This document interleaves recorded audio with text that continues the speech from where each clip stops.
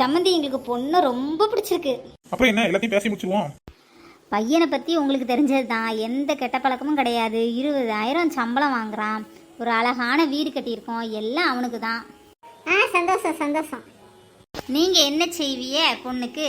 என்ன செஞ்சாலும் எங்களுக்கு சந்தோஷம்தான். நாங்கள் 5 பவுனும் 50,000 ரொக்கமும் செஞ்சிருவோம். அதான் நீங்க என்ன செஞ்சாலும் சரின்னு சொல்லிட்டோமே, எங்களுக்கு பொண்ணு தந்தா போதும். நாத்து மாப்பிள்ளை இருக்கிற அவசரத்தை பார்த்தா உடனே பேசி முடிச்சிருவாங்க. ஏதாவது உனக்கு ஆசை இருந்ததுன்னா சொல்லிடு. உனக்கு பையனெல்லாம் பிடிச்சிருக்கா? எனக்கு எல்லாம் ஓகே தான், ஆனா சில கண்டிஷன்ஸ் இருக்கு. அதுக்கு சரின்னா நான் கல்யாணம் பண்ணிக்கிறேன். என்னம்மா சொல்லுமா?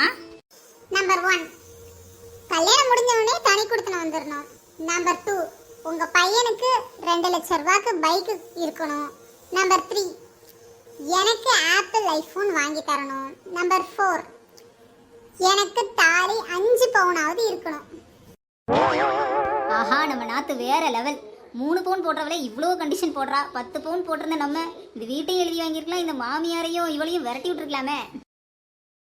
நகை இருக்கிற விலையில 5 பவுன் தாலி எப்படி செய்யறது? கொஞ்சம் நாளாகுமே. நான் வேணா தனி கொடுத்துன போயிடுறேன், அதை மட்டும் கொஞ்சம் மாத்திக்கோ. ஏமா 2 லட்சம் பைக் வேற கேட்குற. நான் என்ன சொல்லிட்டேன், எல்லா கண்டிஷனுக்கும் சரினா மட்டும்தான் பேசுங்க, இல்லைன்னா பேச வேண்டாம். இந்த பொண்ணு நமக்கு கிடைக்காது போல. வழுக்கத்திலேயானாலும் நமக்கு கல்யாணம் நடக்க போறது கிடையாது. என்ன சம்மந்தி, ராதிகா என்னெல்லாமோ கண்டிஷன் போட்டு போறா.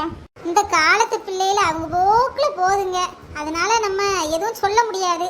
அவ என்ன கண்டிஷன் சொல்றாளோ அதுபடி செய்யுங்க, இல்லைன்னா நாங்க வேற இடத்துல சம்மந்தம் பாத்துக்கிறோம்.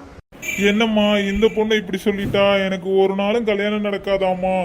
கொஞ்சம் கொஞ்சமா வழுக்க விட ஆரம்பிக்குது, அதனாலதான் துப்பி வச்சு மறைச்சிட்டு இருக்கேன். இன்னும் ரொம்ப நாள் ஆயிட்டுனா சுத்தமா முடியிருக்காது, அப்புறம் வழுக்கத்தலைன்னு சொல்லுவானுங்க. என்னம்மா பண்றது? காசி ராமேஸ்வரத்துக்கு போக வேண்டியதான் போல இனிமேல். ஒரு சொந்த வீடு கட்டினா எல்லாரும் பொண்ணு தந்துருவாங்கன்னு சொன்னியா இல்லையா? அதனாலதான் நானும் அங்க இங்க கடனை வாங்கி கஷ்டப்பட்டு வீடு கட்டினேன். இப்பவே வயசு 30 ஆயிட்டு, இன்னும் நான் இஎம்ஐ கட்டி முடிக்கல. எனக்கே நான் 10,000 ரூபாய்க்கு போன் வாங்கல, அவளுக்கு 1.5 லட்சம் ரூபாய் போன் கேட்கா. ஏல அழக நிறுத்து. உங்க அப்பா என்னை பொண்ணு பார்க்க வரும்போது என் மாமியாக்காரி 1008 கண்டிஷன் போட்டா. ஒரு கண்டிஷன் கூட விடாம எங்க வீட்டில் ஓடி ஓடி நிறைவேற்றினாங்க. அதனால தான் கல்யாணமே முடிஞ்சுது. அப்போல்லாம் வரதட்சணைவில் 1 பைசா குறைஞ்சதுன்னா கூட கல்யாணத்தை நிறுத்திடுவாங்க மாப்பிள்ளை வீட்டுக்காரங்க. அந்த சாபம் தான் இப்போ தொடருதோ என்னவோ. இப்போ அதை பொண்ணு வீட்டுக்காரங்க செய்கிறாங்க. என்ன பண்ணுறது?